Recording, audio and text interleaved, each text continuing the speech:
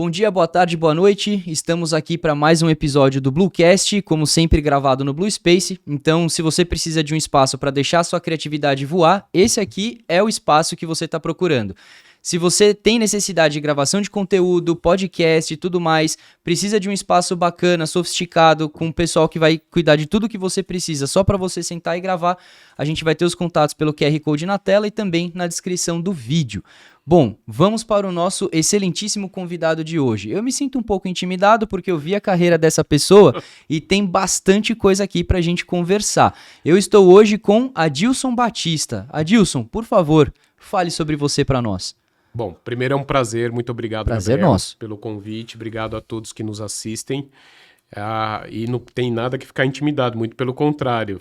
Tô vendo o espaço que vocês construíram aqui, maravilhoso, um lugar muito aconchegante, muito bem estruturado. Muito obrigado. E para mim estar aqui, para falar um pouquinho da minha carreira e também do trabalho que eu venho desenvolvendo, é uma oportunidade de falar para o seu público, falar para o público do Bluecast, então estou aqui à sua disposição. Muitíssimo obrigado. A título de curiosidade, o Adilson está no nosso mercado há bastante tempo, ele já passou por muitas agências renomadas, ele é um empreendedor nato também, tem a sua própria empresa, é consultor de empresas, então assim, passagem por Wanderman, VMLR&R, tem a sua própria empresa agora que é a AdBat, então gostaria que antes da gente chegar na sua própria empresa, na fase empreendedora, eu quero saber aonde você começou, como você começou. Tem o Adilson tempo? do ensino médio. O tempo tá na cabeça da gente, cara, e quanto mais tempo passa, mais conhecimento a gente constrói, por favor. Maravilha. Bom, eu comecei em 1994. Eu tinha 1 ano de idade. Você tinha 1 ano de idade e eu já estava na luta. Mas eu comecei bem jovem. O meu primeiro projeto de desenvolvimento de site foi nesse ano. Eu trabalhava para uma distribuidora de informática. Era uma época que o Brasil, as coisas ainda era no mundo da informática, era tudo muito no início. E a internet estava começando. Eu desenvolvi o site para essa empresa. Naquela época tudo era muito precário e o objetivo era mostrar os produtos que a distribuidora tinha para os revendedores. Como se fosse um catálogo online. Era como se fosse um catálogo online. E lá coloquei o site no ar e comecei o trabalho de divulgação. E eu comecei a perceber, que era meio óbvio, enfim, mas comecei a perceber que a distribuidora tinha uma relação com as revendas, mas as revendas não sabiam o que era internet. Então eu comecei a ver aí uma oportunidade. Pouco tempo depois, eu já estava oferecendo fazer sites para essas revendas. Então, acabei enveredando daí até chegar em 96, quando eu comecei, de fato, a fazer site de uma maneira mais profissional, né, tendo uma empresa. Então, de lá até chegar no dia de hoje, tem bastante história para contar. Então, por exemplo, provavelmente o primeiro marco de todos foi em 1999, quando eu, de fato, oficializei a minha primeira agência. Em 99? 1999. Uau. Então, foi a minha primeira agência. Essa agência era uma agência que chamava-se Pop-Up, que eu construí junto com meu irmão. E nós passamos a fazer, e naquela época o principal produto era fazer sites. Então, nós fazíamos sites para empresas grandes e a gente conquistou o Banco Itaú. Legal. Um dos primeiros sites do Itaú a gente fez, e esse projeto foi crescendo. Então a Pop-Up tornou-se uma agência que para a época tinha um certo porte e chamou a atenção de outras empresas. Nós fomos incorporados por uma empresa maior. Posso interromper para fazer algumas perguntas pontuais? Sim, sim. Pelo que eu entendi, já em 99, então, você já empreendeu com seu irmão. Sim. Você sempre teve essa veia empreendedora dentro da sua formação, criação? Como que foi o seu contato com isso? E eu falo porque a gente está num país que, estruturalmente falando, ter veia empreendedora não é algo tão comum. Sim. Então, a veia empreendedora começou aos 14. Meu pai sempre foi uma pessoa... Eu sou de uma família com 5 filhos... o mais velho deles. Meu pai não conseguia me dar uma mesada, enfim, eu tinha que correr atrás. E eu precisava e queria ter a minha própria independência, meu dinheiro. Então eu comecei vendendo relógios. Então, na época, eu comprava o relógio por, digamos, R$50, vendia por 200. Só que em 4 parcelas de 50. Então, a pessoa me pagava a primeira parcela, então eu já pagava o custo. Se ela me pagava a segunda, já tinha um lucro. Se ela pagava a terceira, então eu estava feliz da vida. E a quarta, maravilha. E então, tinha inadimplência?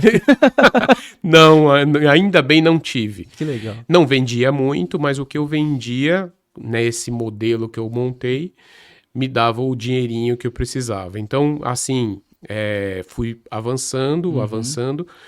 E eu queria muito trabalhar com tecnologia. E aquela era uma época que tecnologia era uma coisa muito escassa e muito difícil entrar.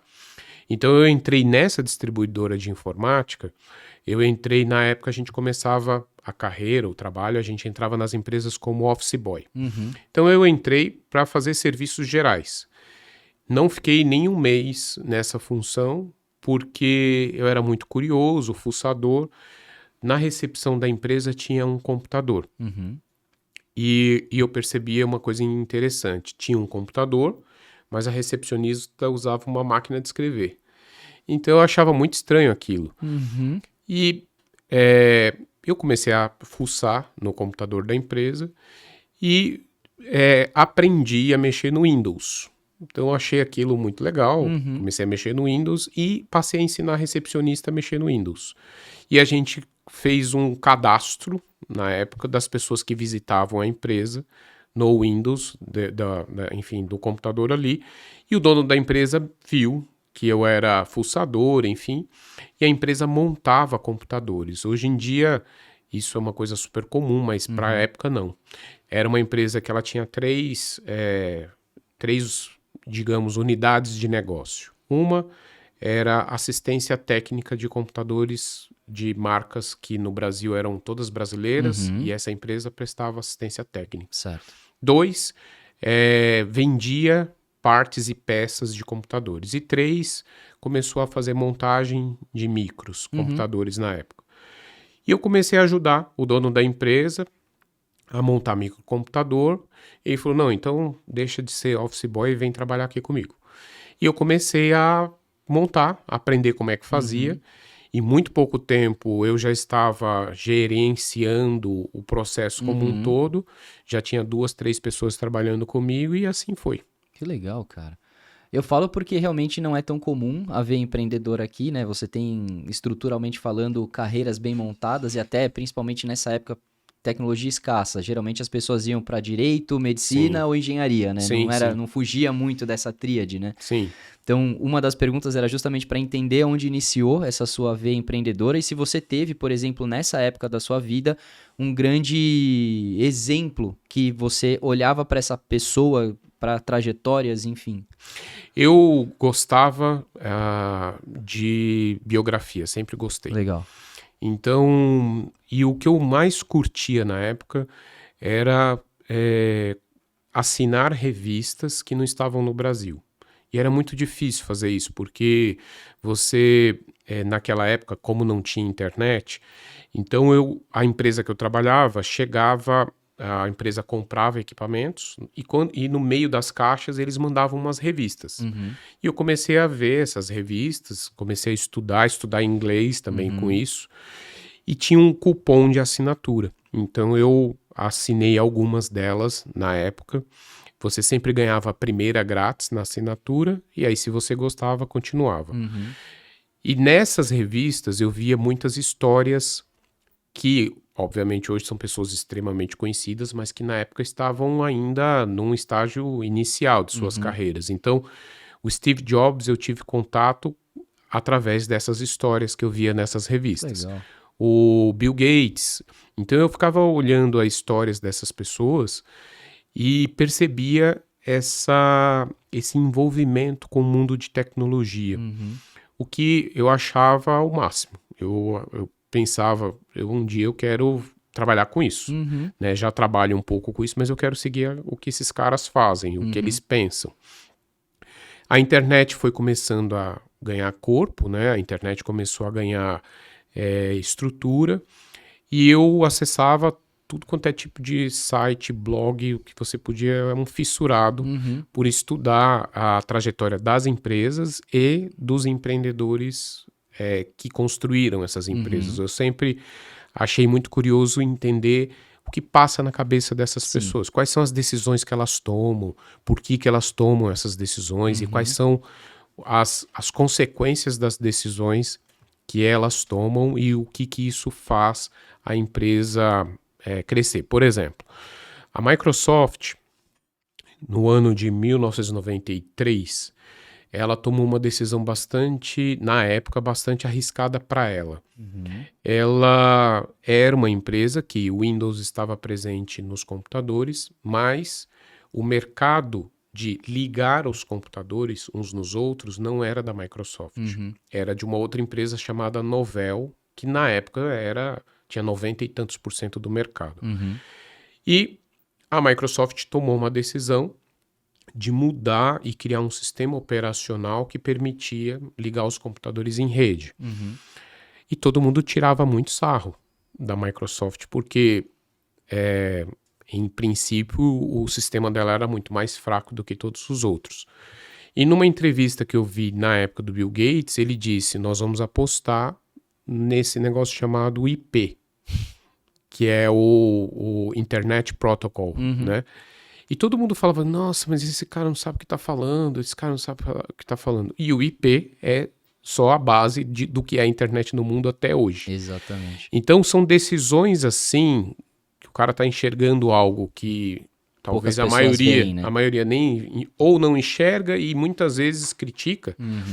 Ele enxergou, apostou e a empresa é só a empresa mais valiosa do mundo hoje. Então, enfim, são decisões como essa que, no meu modo de ver, vão trilhando e vão definindo a cara de uma empresa, a cara de uma coisa como a internet é. E que a gente precisa dessas pessoas empreendedoras para que o mundo evolua de uma forma geral, né? Sim, independente de críticas, porque o ser humano tem disso também, né? O que você não conhece, você critica. Exato. É importante que essas pessoas não se deixem levar por essas coisas e acreditem naquilo que elas estão propondo, né? Apesar das críticas, na maioria das vezes, se você acredita naquilo que você está fazendo, e se o que você está fazendo tem um propósito, e é esse propósito que move, é esse propósito que faz com que você passe por essas adversidades e consiga chegar no objetivo. Perfeito. E aí, nessa fase da sua vida, você em tecnologia, depois você comentou já para 99 que você estava com uma agência já voltada para mais, ainda tecnologia, construção de sites, mas aonde que o marketing abraçou você? Essa é uma pergunta que sempre me fazem. Na realidade, eu que abracei o marketing. Boa! Porque o que acontece? A internet ela foi evoluindo e aos poucos, com o volume de pessoas, mais pessoas acessando a internet, empresas começaram a olhar para isso como uma forma de anunciar. Então, o marketing foi entrando no mundo da tecnologia. Então, o marketing foi permeando a tecnologia e foi entrando naturalmente. Sim. E como eu trabalhava com internet, fazia site, foi um pulo para eu começar a entender, perfeito, ok, então isso daqui é um lugar que as marcas se interessam por anunciar. Então eu vou começar a oferecer isso aí também. Então a gente começou a fazer banner. Então era banner era o primeiro, digamos, anúncio, né, que tinha na internet. Então a gente começou a fazer banner. E a partir disso, aprender como é que você colocava o banner das empresas nos sites, nos portais, né? Que naquela época os portais dominavam a internet. Era 1 para 1 praticamente, você tinha que fazer acordos infinitos, né? E aí a gente começou a desenvolver campanhas para as marcas, então eu fui entrando no marketing meio que à medida que a internet foi se tornando uma ferramenta de comunicação e marketing, eu também fui entrando e acabei naturalmente fluindo para dentro do marketing. Perfeito.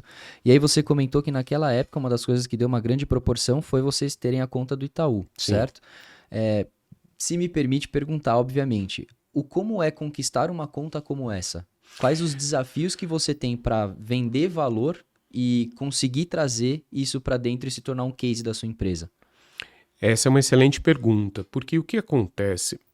Não importa se é um grande cliente ou um pequeno cliente, o trabalho é praticamente o mesmo. Às vezes de pequeno é até maior. O trabalho é muito parecido. E o que eu sempre percebi? Que a forma de você entrar, seja num cliente grande, seja num cliente pequeno, é através de uma necessidade. E naquela época, o Itaú, ele tinha agências de propaganda muito boas, as melhores do Brasil, sempre pôde ter as maiores agências, mas não tinha quem fazia banner. Então, a gente sabia fazer banner. Essas agências cobravam caro, eram lentas, tinham uma certa resistência a fazer algumas coisas que eu, meu irmão e a nossa pequena agência topava fazer e fazia rápido. Então a gente aproveitou uma lacuna, um espacinho que deu, e a partir daí nós começamos a fazer mais rápido o que agências maiores não faziam. E para você trabalhar, por exemplo, para um banco, naquela época, eu não sei como é hoje, mas naquela época você tinha que ter velocidade. Você tinha que ser, é um pensamento de varejo. Então, entrava uma oferta de manhã, você já tinha que estar com a comunicação montada. E normalmente uma agência maior, ela é mais lenta em fazer isso. Com certeza. Ela não consegue trabalhar no ritmo que o cliente precisa.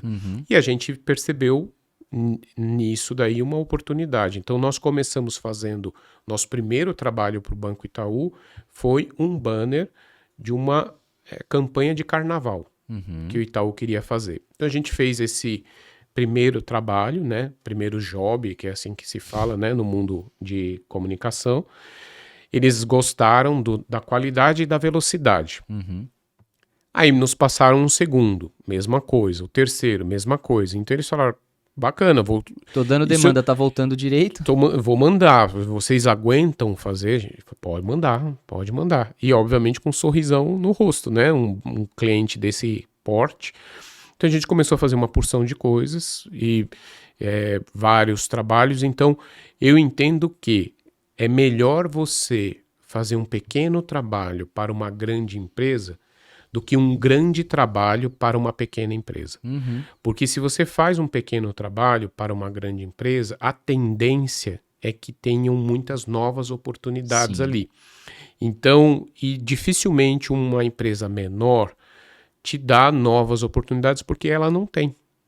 Então, se você é dono de uma agência, se você é dono de uma empresa que está começando, vale muitas vezes o pênalti de você se esforçar para atender uma grande empresa, porque essa grande empresa provavelmente já tem lá várias agências, já tem toda uma estrutura, mas será que não tem uma coisa nova que essas empresas que prestam serviço para essa grande marca não sabe fazer e você sabe?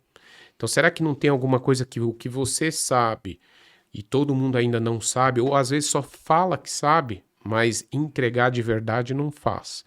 Então é aí que está a oportunidade. E não só isso, lidar com empresas grandes muitas vezes também serve como um crescimento em questão de estrutura da própria empresa, né? Porque definitivamente, sim. Você começou, eu tenho certeza absoluta que você começou, por exemplo, você e seu irmão em um determinado time, conforme que era muito pequeno. Veio Isso. demanda do Itaú, Foi o time aumentando. vai crescendo, aí você cria as famosas células, e aí pessoas passam a coordenar células, e aí você tem a estrutura normal de uma agência e o crescimento dela, né? Exatamente. E a gente tinha...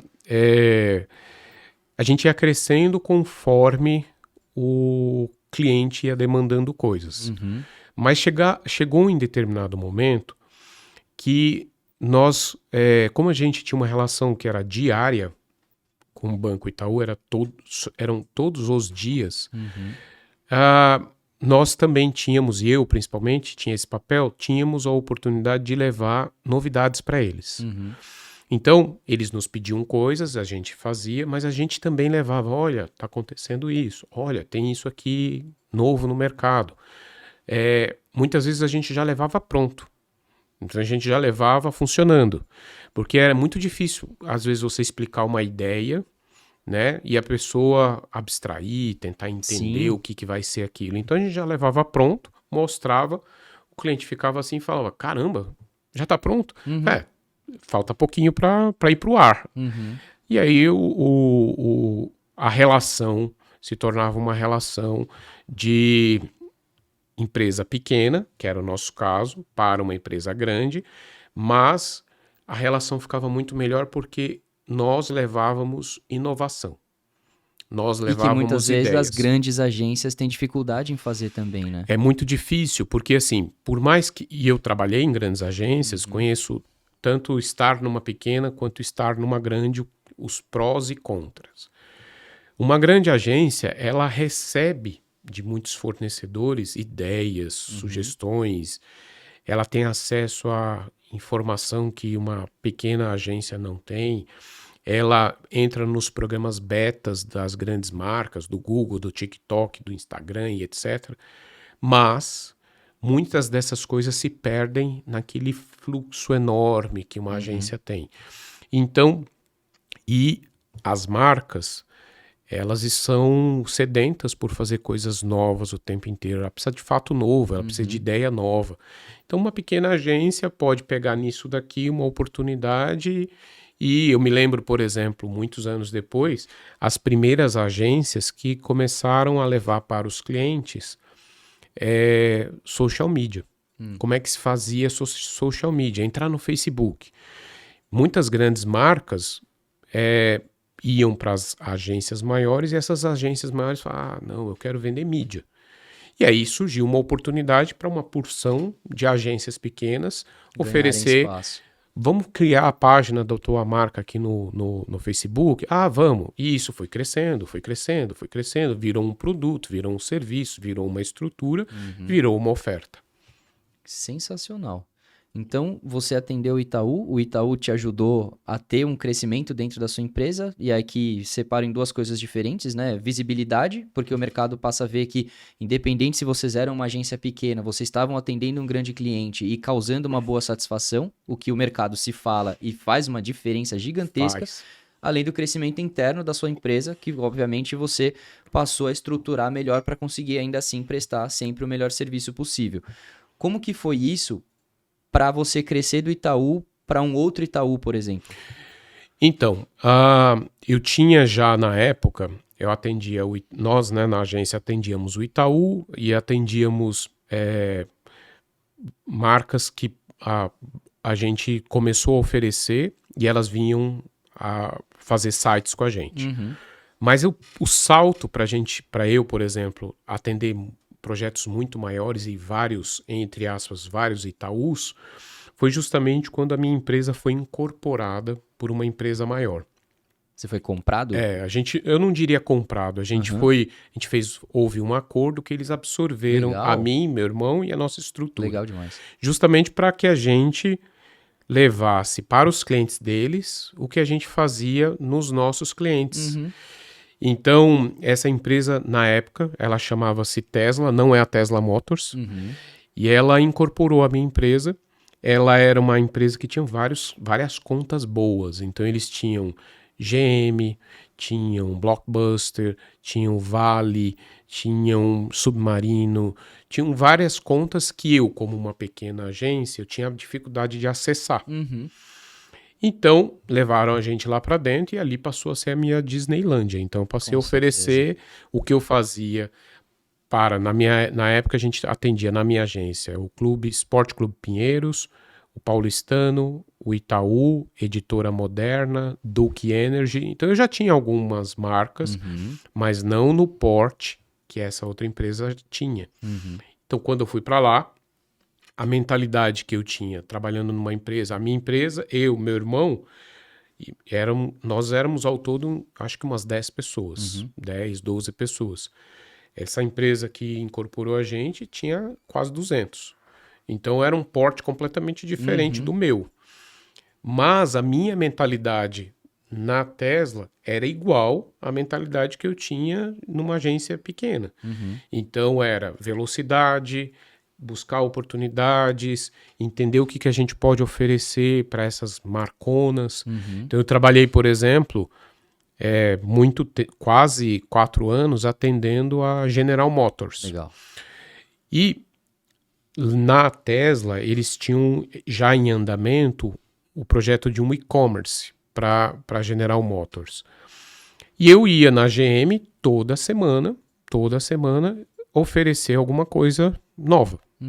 E então eu meio que dividi o meu tempo em gerir as coisas que a gente já fazia, então os projetos que nós já tínhamos na agência, mas o tempo inteiro oferecer alguma coisa. Então essa dinâmica de o tempo inteiro levar alguma coisa nova para o cliente é que fez com que eu chegasse a fazer projetos para empresas muito grandes. Então, Claro, Vale, GM, nós fizemos Brasil Telecom, que na época era uma operadora de celular muito grande no Centro-Oeste. E surgiu para nós uma concorrência que a gente ganhou para fazer o site brasil.gov. Então eu posso dizer que eu saí do projetinho pequeno para o maior projeto que eu tive a oportunidade de participar, que é o projeto de construção dos 123 sites do governo federal.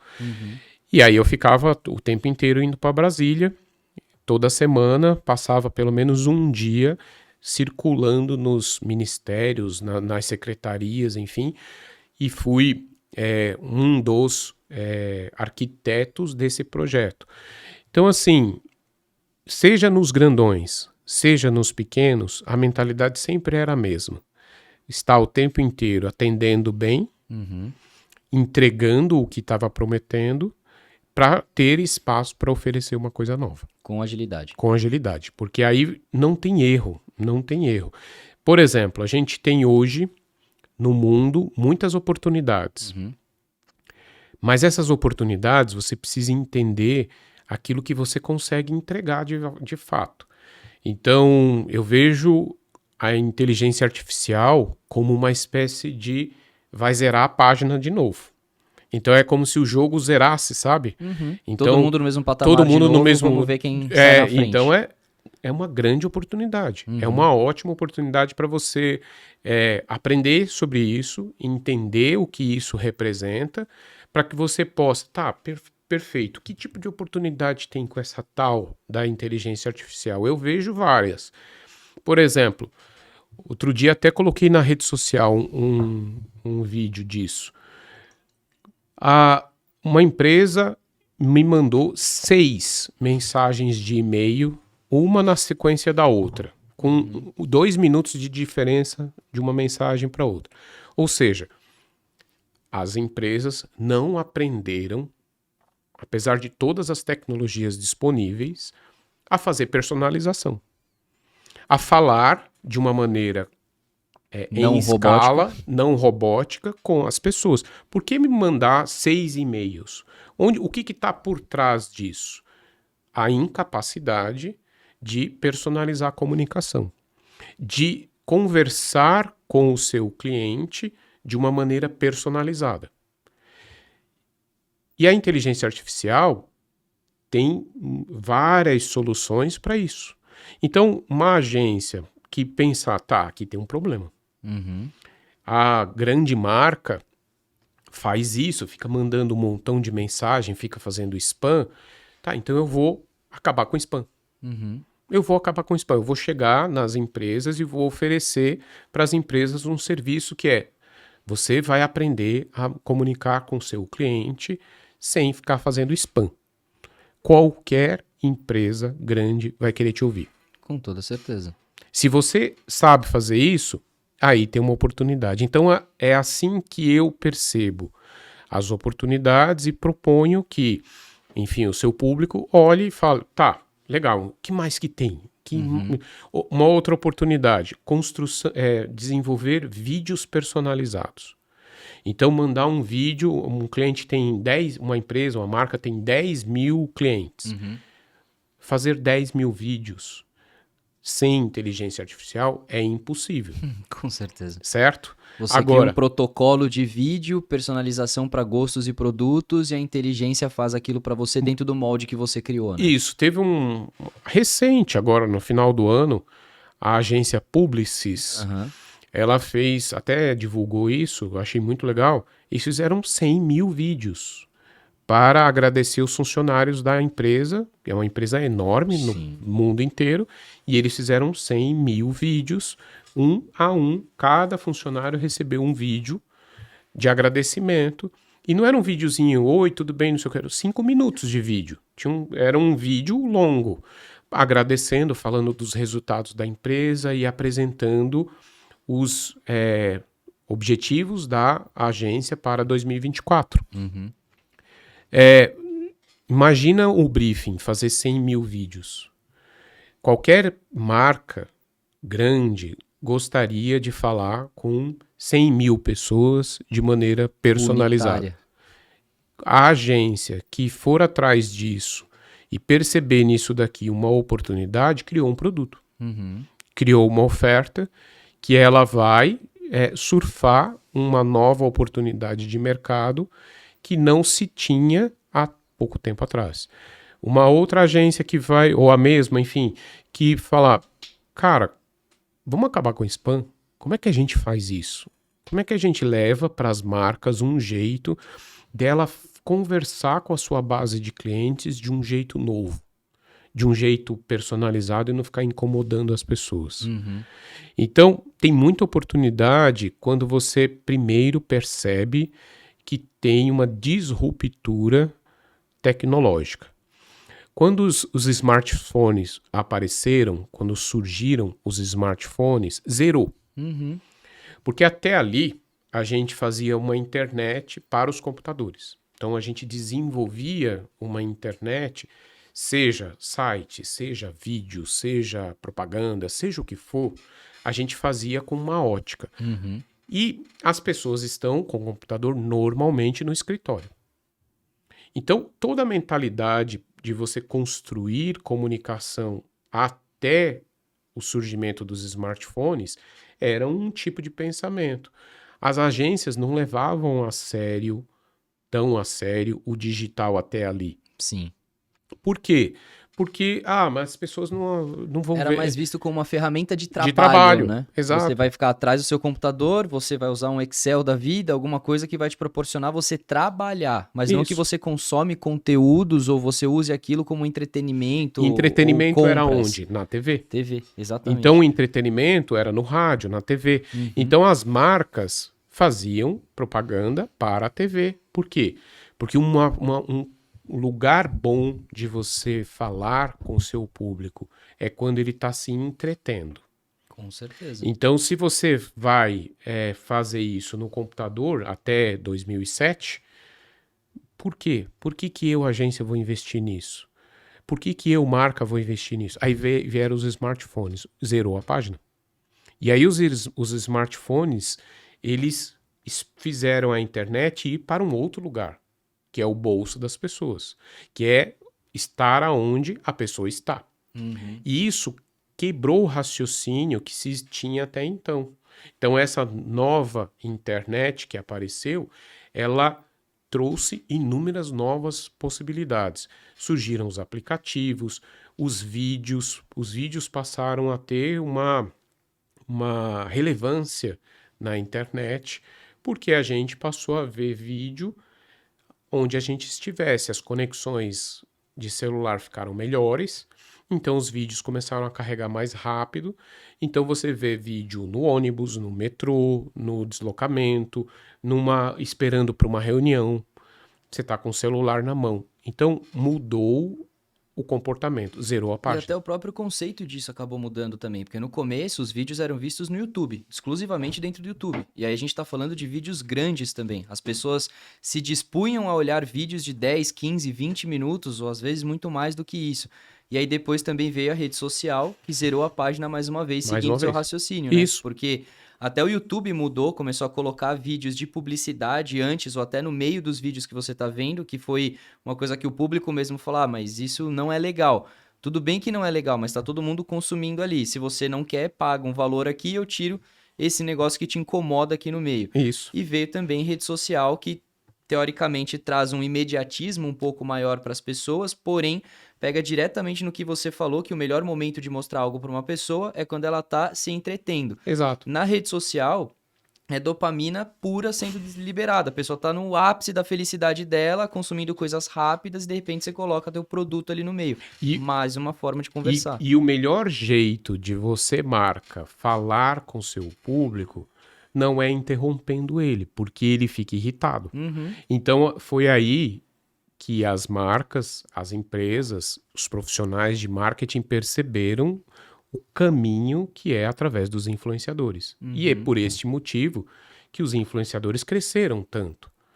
Porque pensa o seguinte, se a rede social não monetizasse o influenciador e se as marcas não levassem para os influenciadores a oportunidade de falar delas, esses influenciadores não iriam sobreviver. Com certeza não. Porque não tem Não ia receita. ter relevância. Não tem renda, não tem receita. Agora, com as redes sociais pagando para os influenciadores e as marcas levando para eles propostas de anuncie, fale do meu produto, fale que meu produto é bacana, etc., duplo income, duplo dinheiro entrando. Então, o influenciador fala, beleza, eu vou viver disso. Criou uma nova indústria. Então, a partir do momento que você para pensar e presta atenção nas movimentações, você começa a enxergar novas oportunidades. E aí surgiram as agências de influenciadores, as agências que olham para isso e falam, maravilha, as marcas, elas estão indo para os grandes influenciadores, mas será que não dá para ir para os pequenos também? E agora, o que eu percebo? Um movimento que me parece sutil, mas é um movimento que me parece estar acontecendo aí. As marcas começam a perceber que assim, beleza, eu gasto hipoteticamente, sei lá, R$500 mil por mês com influenciadores grandes. Tá, mas a marca começa a ver que isso está saturando. E se eu pegar esse mesmo dinheiro e eu pegar um montão de influenciador menor e eu nem preciso que eles tenham uma grande relevância de rede, porque o que eu preciso de fato é que eles criem conteúdo para mim. Então, eu pego esse mesmo dinheiro e coloco num montão de influenciador menor. Você passa a estar em muitos lugares, né? Exato. E aí, com isso, as marcas começam a olhar para isso. Novamente, oportunidade. Oportunidade para uma agência que... Se tem agências que falam, putz, eu vou me matar e brigar pelo mercado dos grandes influenciadores. E esse outro mercado que está aparecendo? Que é dos micro, dos nano influenciadores e até daqueles que nem são influenciadores. A pessoa que é o pessoal fala que tem um termo que o pessoal tem usado que está começando a virar trend nisso daí, que é bom, enfim, eu vou lembrar. Mas é justamente essa profissão. Eu sei falar bem no vídeo, eu sei conversar, eu sei apresentar, então eu vou virar tipo um apresentador profissional de marcas. As marcas me pagam, eu gero o vídeo e entrego para ela. Nem tenho tantos seguidores assim. E principalmente porque isso se conecta com as pessoas também, né? Porque é algo mais real. Que eu vejo que influenciadores começaram também a perder relevância porque passa a se tornar uma coisa um pouco forçada e falsa, né? Lembrei da profissão, é User Generated Content. Eles estão usando agora UGC, esse termo. Se você buscar no TikTok, você vai ver que ele está trending. Porque são pessoas que estão entendendo isso como uma... Sendo promotores da marca. Promotores de marcas, de várias marcas. E está virando uma profissão. Então, toda vez que a tecnologia ela toca ou que surge uma grande tecnologia de alguma maneira, ela dá uma zerada. Então, isso aconteceu com os smartphones e isso está acontecendo com a inteligência artificial. Com certeza. A inteligência artificial vai zerar a página. Com certeza. Muito provavelmente, nós vamos acessar muito menos aplicativos do que a gente acessa hoje. E aí você fala, tá, a gente está acostumado a acessar aplicativos. Como é que é esse mundo onde eu acesso menos aplicativos? Você fala com a inteligência artificial, ela resolve as coisas para você. Ela resolve as coisas para você. Então, as empresas precisarão construir essas coisas. Novamente, oportunidade. Quem constrói? Quem que faz? Quem que oferece isso para as marcas? Quem que leva isso para as marcas? Quem que pode, de alguma forma, conduzir esses novos essas novas oportunidades. Empreendedores que enxergam essas oportunidades e falam, cara, aqui tem algo que ninguém está fazendo ou que pouca gente está fazendo, mas que pode se tornar algo interessante. E aí forma um produto, forma uma oferta que leva para o mercado. E normalmente você sempre vai ter aquelas marcas, aquelas empresas que são mais receptivas a fazer coisas de inovação e outras que esperam a onda. Então o empreendedor tem que ir naquelas que são mais receptivas, de cara, para oferecer uma ideia nova, um projeto novo, formar um case, né? E tudo poder tem apresentar. a balança, né? Os early adopters vão olhar para aquilo como oportunidade e falar, se aqui tem de fato algo que pode ser disruptivo, eu estar antes do que a concorrência vai me trazer vantagem competitiva. Então faz sentido eu abraçar isso agora. Mas não está no cerne da maioria das empresas, né? Não. As empresas elas acabam esperando uma determinada segurança e principalmente rentabilidade para falar, legal, se eu tenho uma rentabilidade prevista, eu invisto aqui e espero que eu cresça X% dentro de um determinado período. Né? Exatamente. E a gente vê nessas empresas que esperam um pouco mais, normalmente são empresas que já estão estabelecidas. Elas estão estabelecidas, o negócio delas flui, né? Então elas têm mais aversão ao risco, têm mais aversão à inovação. Empresas que estão em fase de crescer, ganhar mercado, querendo conquistar novos espaços, são mais abertas, independente do porte, são mais abertas a fazer coisa diferente. São mais abertas a inovar, mais abertas a fazer projetos que, de alguma forma, geram oportunidades para empreendedores. E acaba voltando um pouco no que a gente falou mais cedo também da estrutura de uma grande agência, por exemplo, né? Você tem processos tão bem desenhados e as coisas funcionam já de uma forma fluida que você trazer um ritmo de inovação é difícil. Muito. Porque muitas vezes você tem que quebrar essas cadeias e o fato de quebrar essas cadeias atrapalha o processo por si só, né? Trabalhei na maior agência de publicidade do Brasil. Maior. Na cadeira de diretor de internet, diretor de digital, né? E é muito difícil. É muito difícil você estar nessa posição, ao contrário do que as pessoas possam imaginar. Falar, não, mas tudo vem, né, para você. Vem, só que você executa uma parcela muito pequena daquilo que você gostaria de fazer, porque a estrutura, o fluxo da empresa, o jeito como ela funciona, repulsa a inovação. Então, foi aí que eu decidi sair e montar a minha empresa. Porque eu pensei, tô tentando e não consigo, vou sair e eu tô vendo um montão de oportunidade. Então, quem desenvolve, porque eu acredito que é desenvolvido, quem desenvolve uma mente empreendedora não para quieto. Dificilmente. Então, se você está num lugar onde você não consegue exercer essa atividade, você pula fora e você vai tentar em um outro lugar, onde você vai exercer essa sua veia empreendedora. E o que aconteceu até você chegar até aí? Desculpa te interromper, porque no que a gente estava falando até então, você tinha sido incorporado à Tesla, né? Eles estavam dentro de uma estrutura. O que eu achei muito legal da sua fala é que você disse que eles conseguiram manter a cultura que você trouxe da sua empresa. Muitas vezes, quando tem incorporações ou compras e etc., geralmente a empresa maior engole a cultura da empresa pequena e tem ali um determinado choque, né?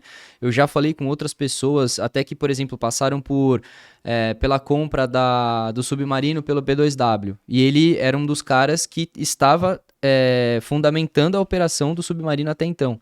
Ele ficou pouco tempo na empresa e saiu porque a cultura do B2W batia na cultura do Submarino e aquilo não fazia ele feliz, por exemplo. Então, legal que você conseguiu manter. Dali, como que você... Para onde você foi? Você chegou a empreender e ter alguma empresa mais no meio do caminho? Aí, de repente, você foi, pelo que eu vi, você passou para o Wunderman. Isso, fui para o Wunderman. Outras agências também. Então, como que foi essa sua jornada dali? Eu fiquei quase 5 anos na Tesla e lá, trabalhando em projetos bem grandes, isso me trouxe uma bagagem muito boa de tecnologia, de marketing, de processos, de gestão de projetos. E a Wanderman, ela na época era a maior agência de marketing direto do Brasil, mas não era uma agência forte em digital. Certo. Porém, eles precisavam virar. Eles precisavam muito tornar-se uma agência digital. E aí surgiu uma oportunidade para eu ir para lá, liderar uma equipe, para juntos a gente construir essa oferta de serviços digital da Wanderman.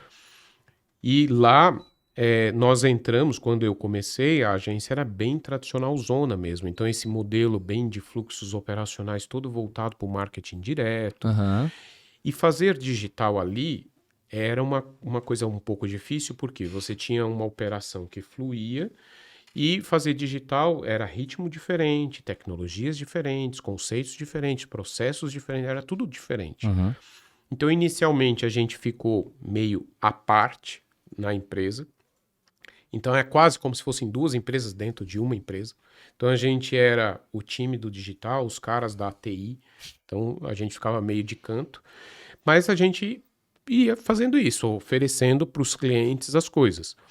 Como os clientes queriam coisas digitais já, começamos a ter sucesso em apresentar ideias, campanhas. Então, batia na Natura, batia na TAM, batia na Land Rover, batia na Ford, batia na Nokia, em todos os clientes, porque a agência tinha uns clientões.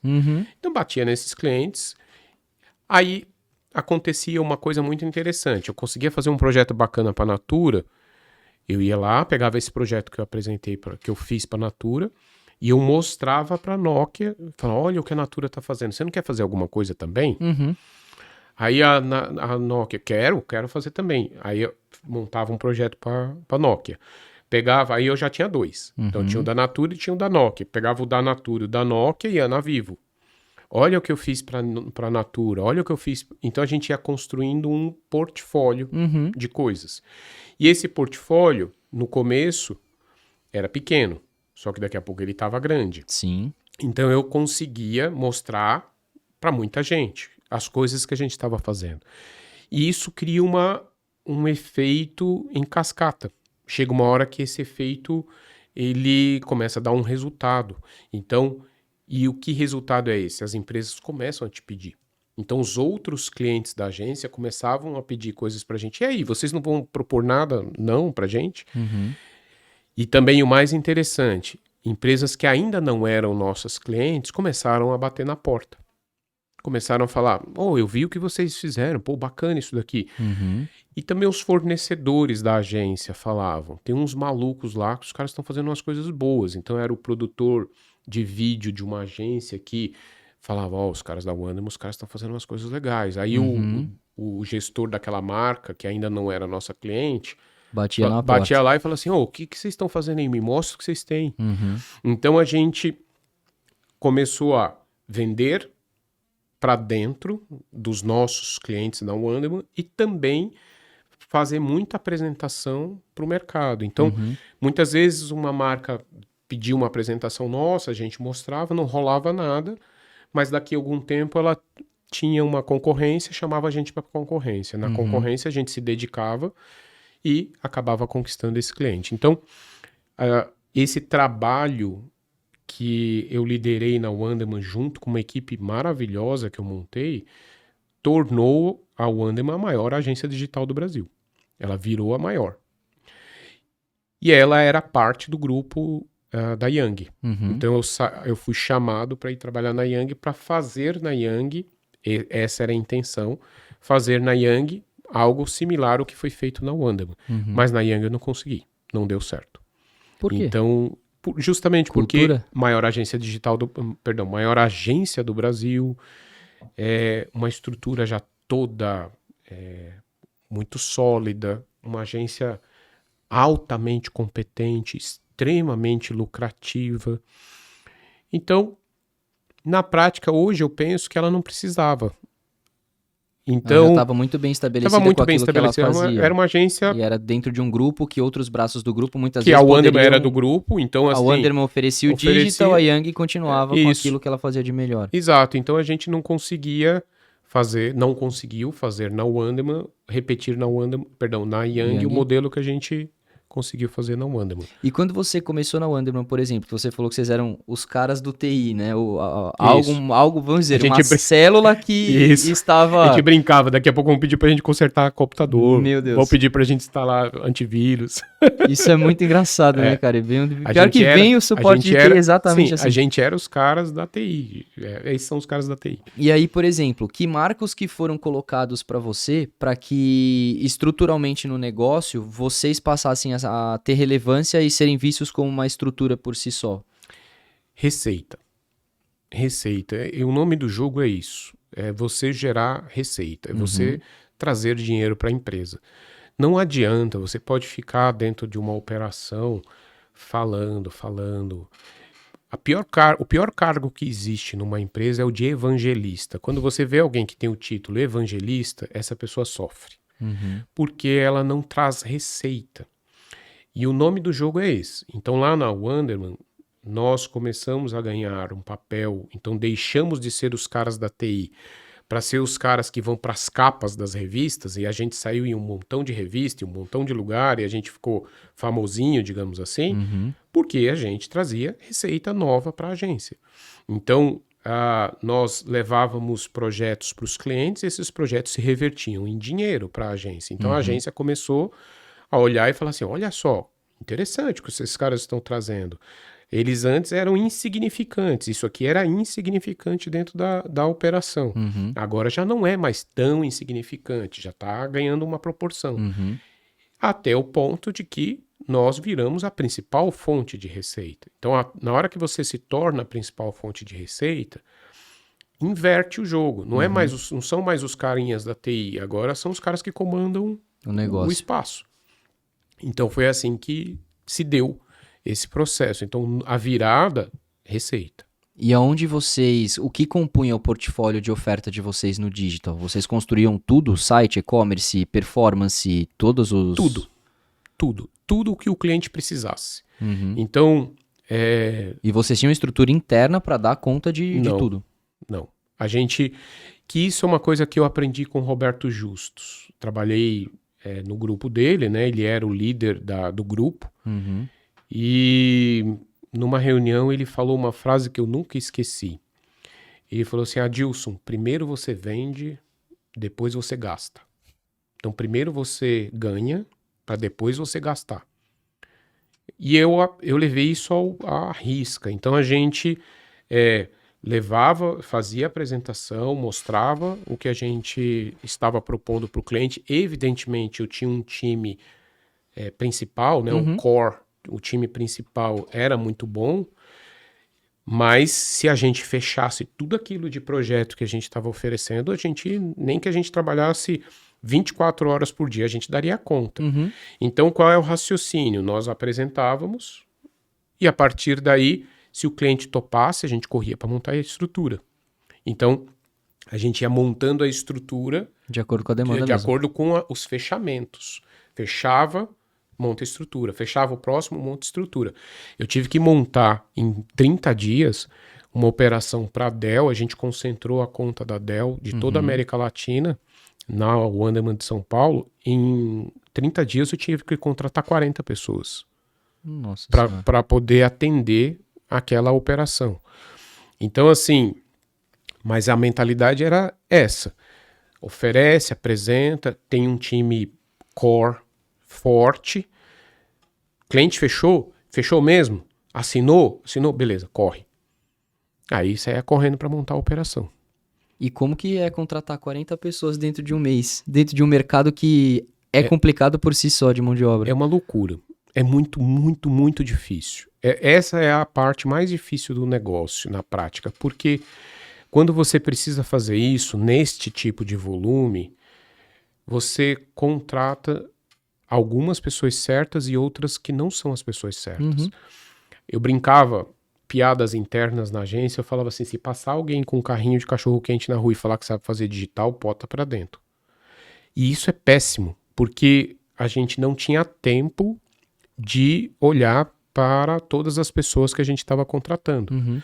Então nós tínhamos uma deficiência enorme de criar uma cultura. porque nós começamos a também ter um turnover alto. Então foi nesse momento que a gente falou, beleza, então nós precisamos estruturar isso melhor. Nós precisamos organizar melhor, criar um processo de contratação melhor. Agências nunca foram lugar, o que é curioso, de ter um RH, por exemplo. Normalmente a gente via a estrutura de RH nos nossos clientes, mas na agência não tinha uma estrutura de RH.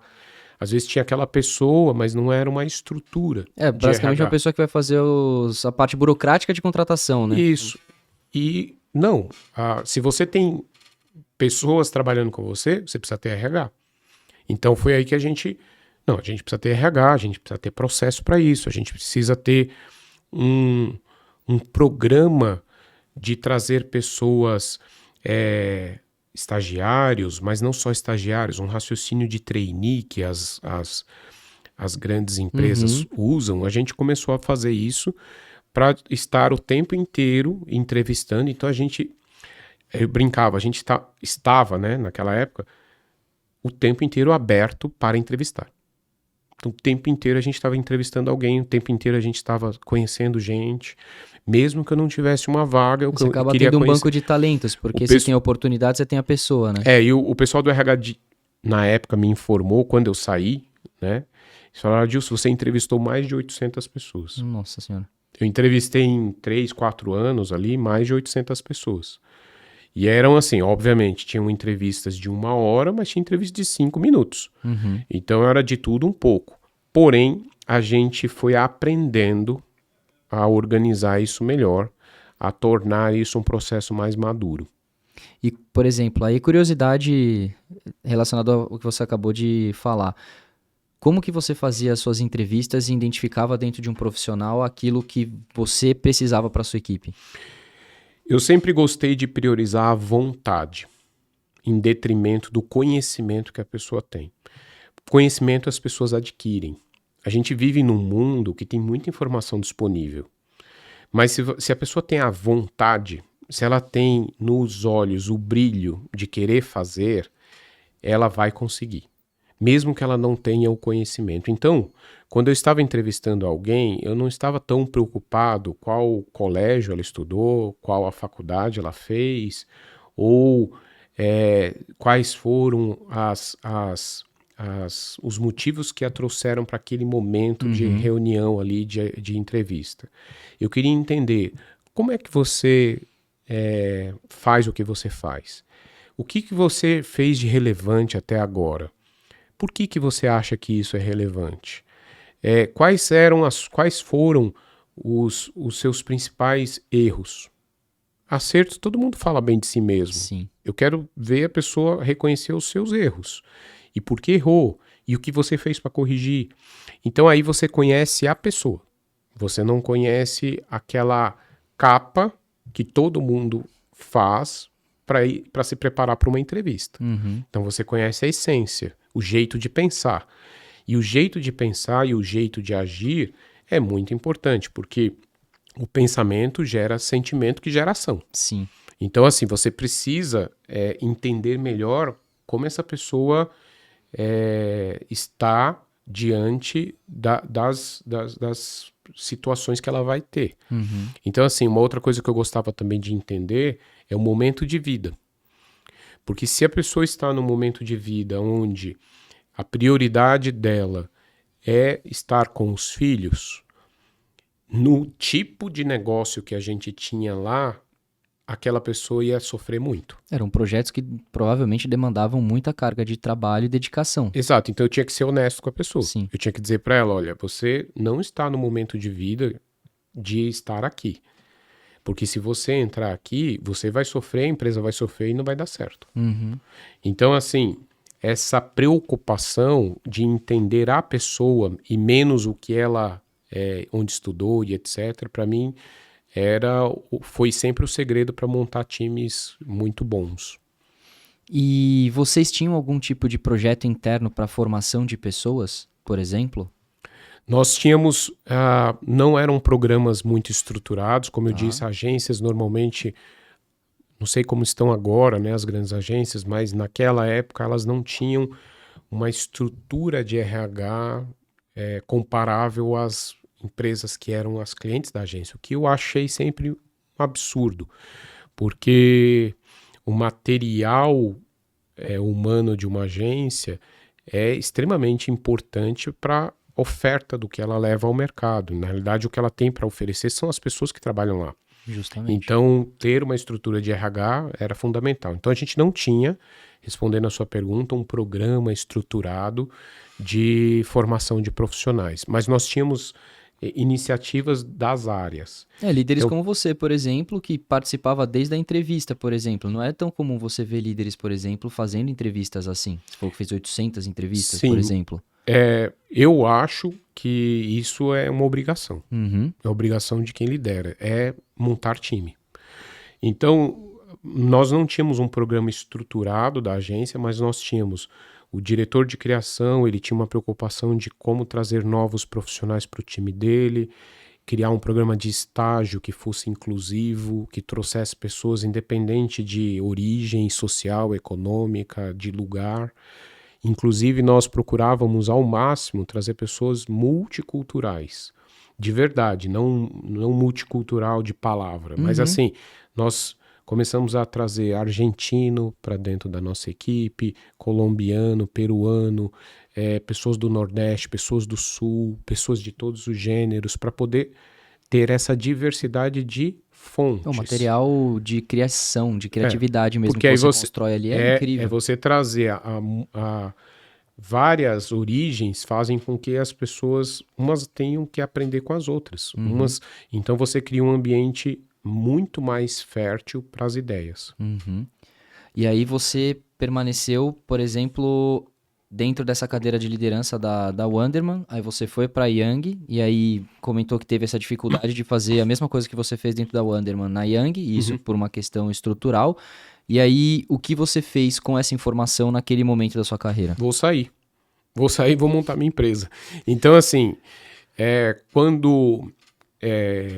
nesse período, eu tive uma oportunidade incrível. Meu irmão mora nos Estados Unidos há muitos anos, então meu irmão foi meu sócio lá atrás, tudo, e ele desenvolveu uma carreira, ele é designer, diretor de arte, enfim, desenvolveu uma carreira nisso e recebeu um convite e foi embora morar nos Estados Unidos, está lá há 18 anos. Legal. E ele, nessa trajetória, que eu estava ali meio confuso, etc., ele falou, vem pra cá, fica aqui um mês, e ele prestava serviço para várias agências, ele mora na Califórnia, e falou, eu vou te levar numas agências para você conhecer, pra você entender como que são as agências daqui. Eu falei, bora. E eu fui.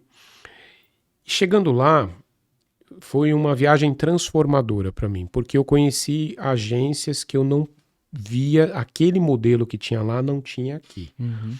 Então, eu via as pessoas saindo 5 da tarde, eu via as pessoas trabalhando dentro da agência num ritmo bom de trabalho, com prazos. Eu falei, isso aqui é o paraíso, porque lá no Brasil, lá em São Paulo, eu não vejo isso acontecer em lugar nenhum.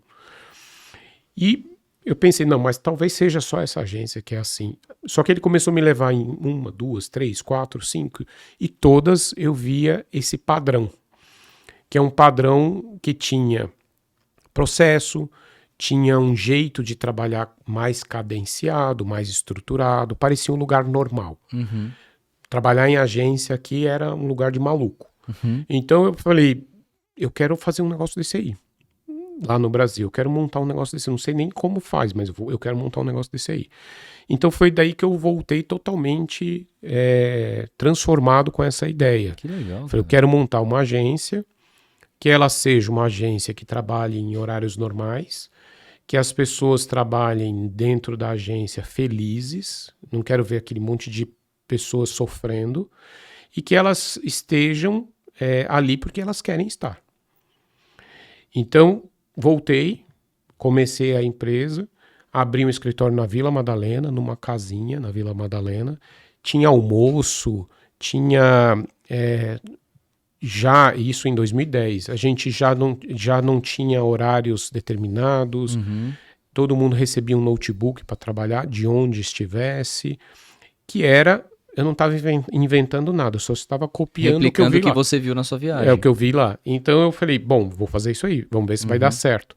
E a coisa começou a acontecer e começou a dar certo, ao passo que no futuro, essa minha agência, a gente colocou em contrato que nós não funcionávamos em sábados, domingos, feriados. Então todos os clientes que se juntavam a nós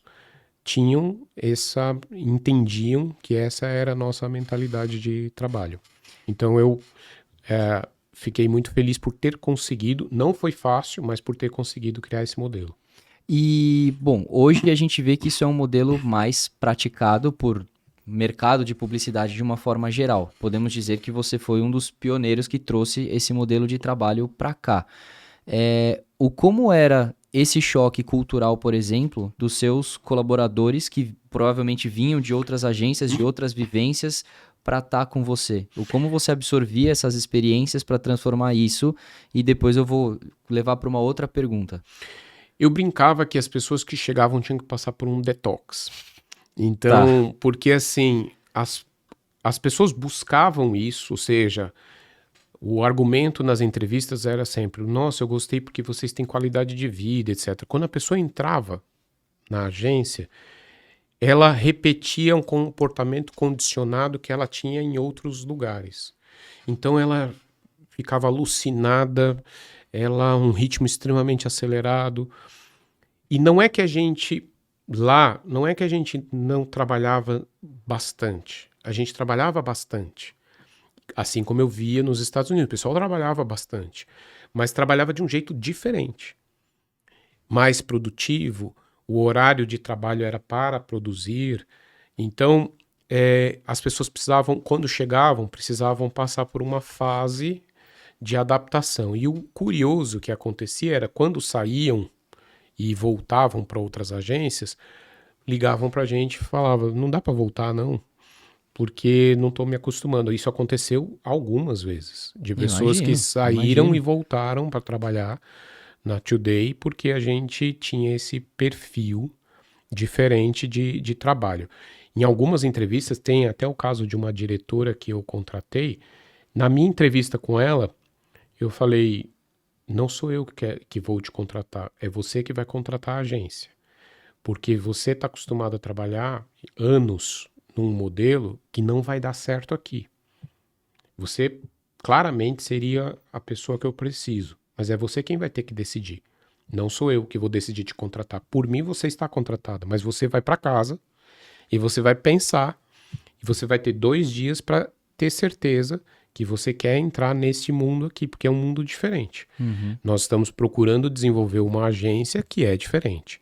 Então, você vai ver um choque de realidade no seu dia a dia. E, de fato, ela foi, pensou, veio, trabalhou e ela mesma diz, sofri muito para me adaptar, mas me adaptei e foi a melhor coisa que eu fiz.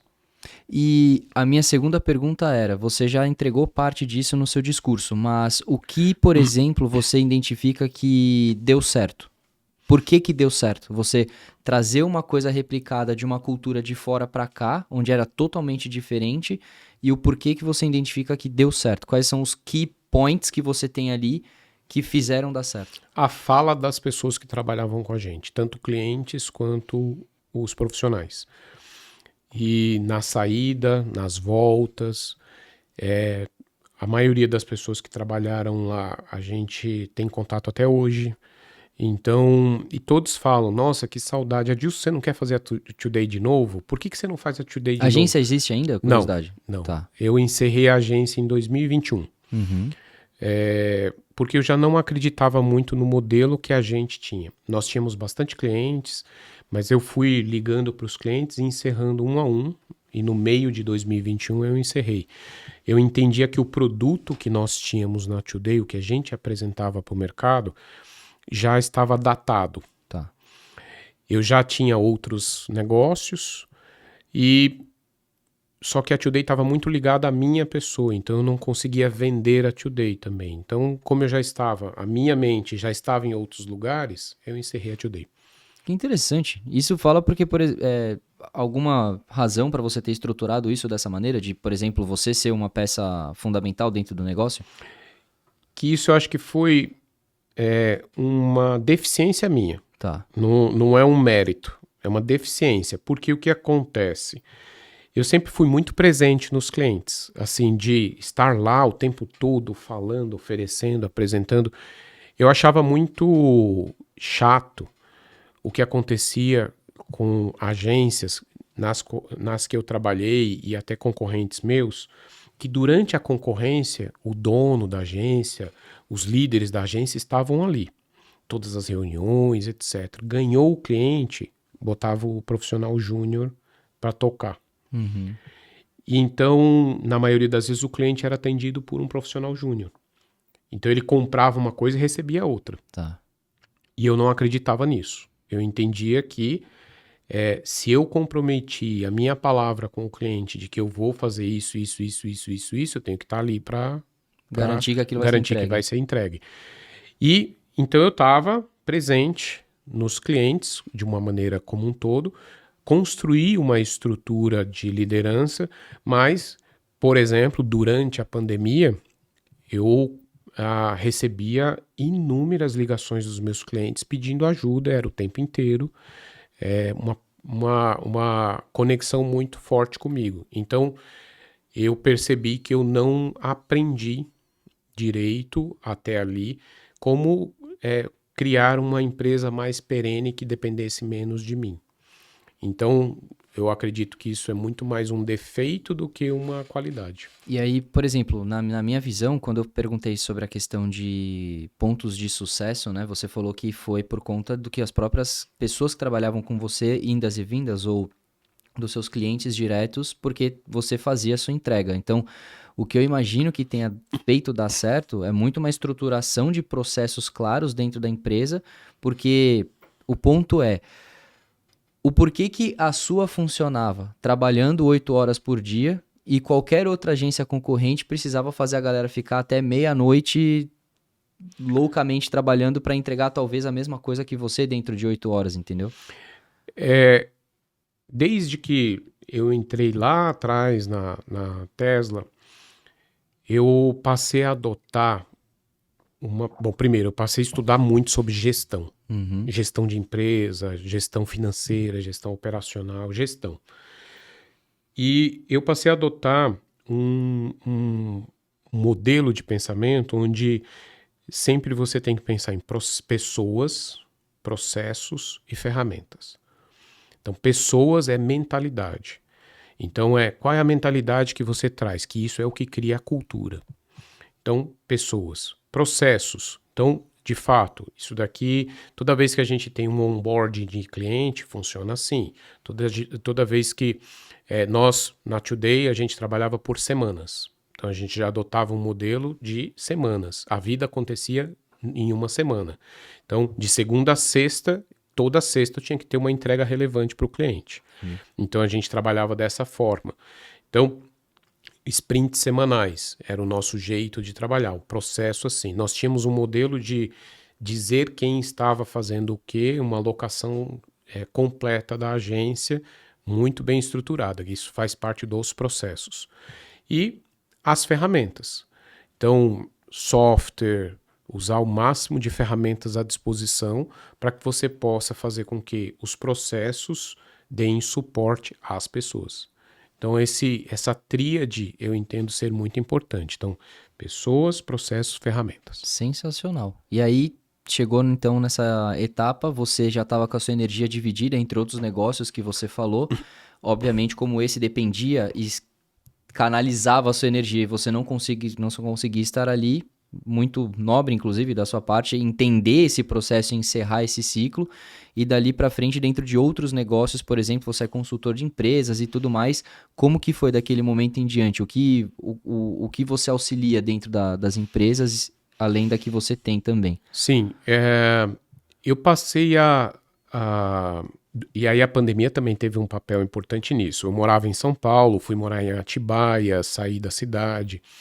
E nesse processo de transformação, eu entendi que eu precisava me transformar como profissional para que eu pudesse propor transformação de empresas. Eu acredito muito que as empresas precisam se adaptar e muitas delas precisam ser completamente transformadas para esse novo cenário de tecnologias emergentes.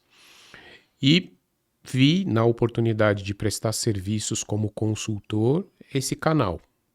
Então eu passei a ser consultor de empresas, então presto consultorias para agência, presto consultorias para clientes direto, presto consultoria para empreendedores que estão começando um negócio, então esse trabalho como consultor, e também tem uma startup, que é uma empresa de cartões de visita digital, que agora está virando uma plataforma, que eu estou trabalhando para que ela se torne uma plataforma internacional, não Legal. só focada no mercado brasileiro, mas também para fora. Então esse trabalho como consultor é um trabalho que eu enxergo como uma evolução da minha carreira. Então, passei por empresas, empreendi, aprendi muita coisa e eu entendi que agora eu tenho a oportunidade de ensinar a pescar. Até aqui eu vendia o peixe frito, então eu vendia o prato pronto. Agora eu tenho a oportunidade de ensinar, levar adiante, seja para empreendedores, para empresas ou para agências, todo esse aprendizado de modo que eles possam, a partir daí, se estruturarem e sempre com esse pensamento: pessoas, processos e ferramentas. Então, pessoas, qual é a mentalidade? Falando em termos de esse novo mundo aí da inteligência artificial, a mentalidade do trabalho vai mudar Muito. com a inteligência artificial. E já tá, né? Por exemplo, Já vamos tá, dar um verdade. exemplo singelo. A grande maioria das agências que eu conheço formam o seu preço para ofertar para o cliente baseado em horas. Como é que você vai montar uma precificação, sendo que com a inteligência artificial os parâmetros de tempo para criar as coisas mudam? Então você vai falar para o cliente que você leva 4 horas para fazer um post e ele começa a aprender por outros lugares que leva 30 minutos. Como é que você vai justificar essa diferença? Você não vai cobrar 30 minutos porque você não fecha a sua conta. Então como é que você vai Tem que embarcar continuar? uma fala de tecnologia ali no meio. Como né? é que você vai manter o seu negócio? Como é que você vai fazer o seu negócio continuar se os parâmetros estão mudando?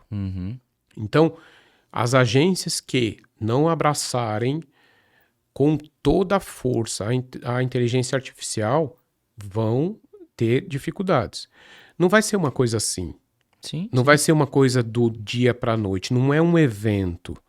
É uma jornada. E essas agências vão ter essa dificuldade por quê? Porque outras que vão abraçando vão aprendendo novos parâmetros. Então, cobrar por valor agregado, cobrar por tecnologia, cobrar por venda, ser sócio do cliente, aprender novas formas de se relacionar com o cliente para trazer receita para dentro da agência. O modelo fundamentado em horas não vai ter como ser um parâmetro de monetização do seu tempo. Até porque você não vai conseguir simplesmente chegar da noite pro dia e aumentar o valor da sua hora não, de uma não dá. maneira forte, né? Que Não dá. impacte. Não Não tem dá. como. Então, assim, as bases do trabalho vão mudar. E como as bases do trabalho vão mudar, o modelo de remuneração muda. Então, feito isso, as agências precisam aprender um novo jeito de cobrar pelos seus serviços, um novo jeito de gerar valor para o cliente. As marcas, os departamentos de marketing são extremamente pressionados dentro das empresas por eficiência, por fazer mais com menos, por entregar resultados que gerem vendas. Então, os departamentos de marketing tendem a abraçar com muita velocidade a inteligência artificial, Com toda porque certeza. a inteligência artificial ela não vai substituir funções inteiras, mas parte dessas funções. Então, por exemplo, um diretor de arte, ele não vai deixar de ser diretor de arte, mas várias etapas do trabalho dele mudam. Um redator não vai deixar de ser redator, mas várias partes do trabalho dele mudam. Então, só que essas partes que mudam, mudam o processo, mudam o jeito de atuação. Você como redator, se você é um redator, que o seu trabalho é ali fazer algo burocrático, que é criar textos e não pensar em gatilho mental, em estratégias de copy, etc., se você é essa pessoa, você vai ser substituído.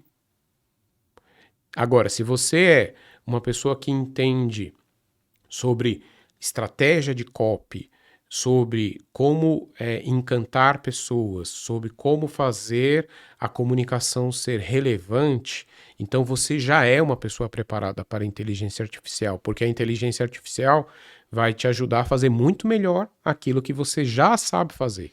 Que, inclusive, você é especialista em inteligência artificial, né? Isso não tinha sido pontuado até então, mas uma coisa que eu vejo muito presente sobre a nossa interação com a inteligência artificial é que a gente ainda é muito bebê no como a gente utiliza, no sentido dos inputs que a gente dá para ela, de fato, construir aquilo que a gente quer. Eu vejo inúmeras pessoas utilizarem o ChatGPT, dando o maior exemplo do que é algo que se tornou mais conhecido, né? Sim.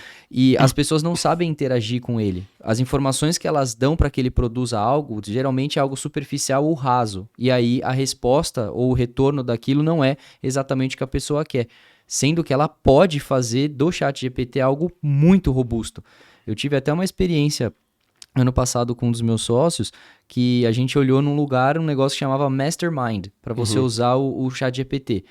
E você tinha todo um texto que você colocava ali e que dentro desse texto você tinha que adaptar ele para o seu problema.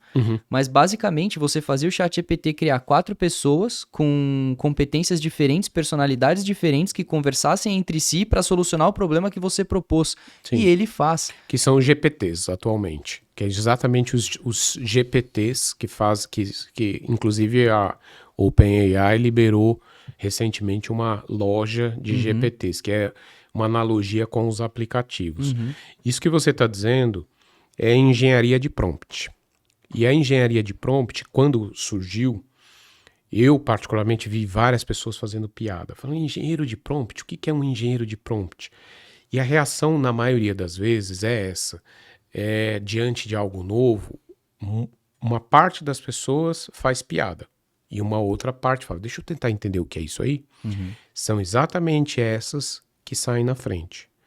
Então, a engenharia de prompts, basicamente, é um jeito de pensar. E esse jeito de pensar pressupõe você entender como é que você conversa com uma máquina.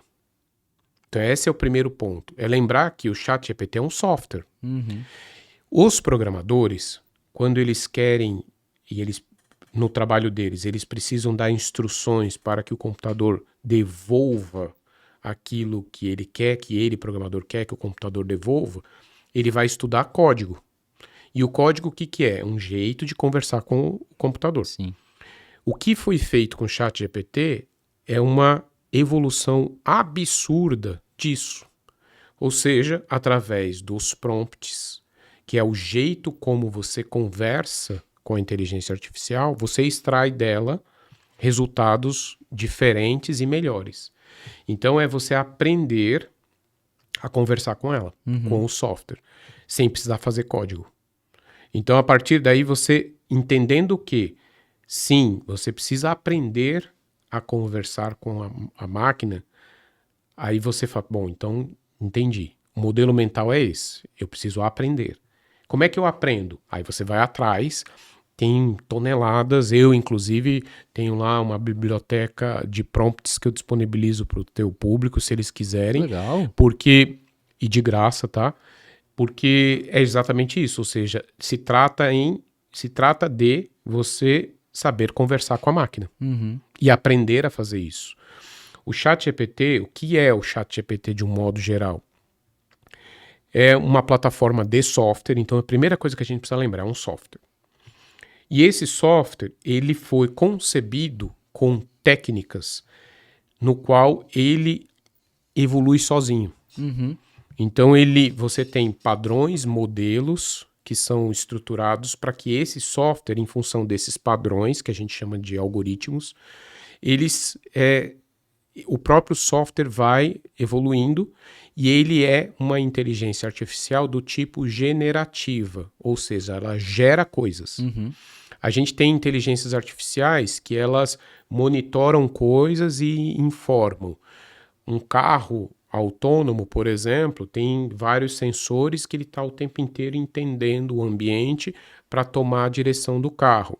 Então, a inteligência artificial tem diversos tipos. E a generativa, onde o ChatGPT está incluso, são os tipos de inteligência artificial que elas criam coisas. Texto, o ChatGPT basicamente é isso. O DALL-E, que faz parte da plataforma, também aí já é imagem.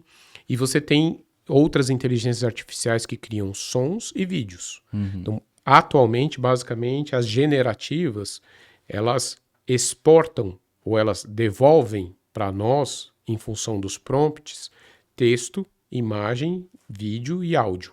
São as 4 coisas que elas criam, que basicamente é o que a maioria dos profissionais que trabalham em agências fazem.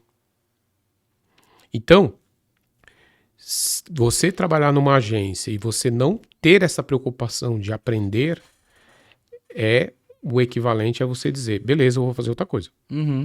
Porque sim, você vai ficar fora. Sim.